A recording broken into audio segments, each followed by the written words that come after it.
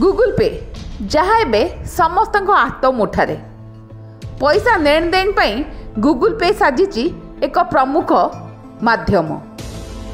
Google पे सेवा भारत समेत अनेक देश में ऑनलाइन पेमेंट पाई व्यवहृत होउची।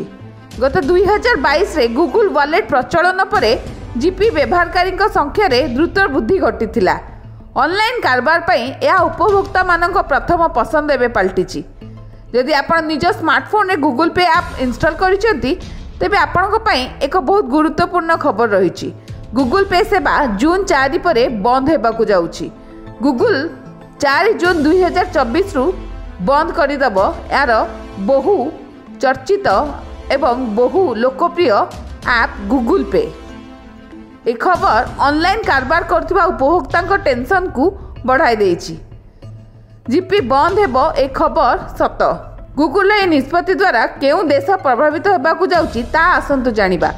ए उपभोक्ता माने प्रभावित हेबे नहीं।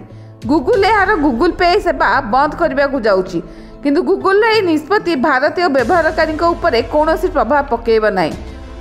गूगल अमेरिका रे गूगल पे सेवा 4 जून 2024 रु बंद करदेबाकु जाउछि, जहा द्वारा गूगल पे प्रभाव अमेरिका रे पड़िबो एवं भारत कौनसी प्रभाव पड़िबो नहीं।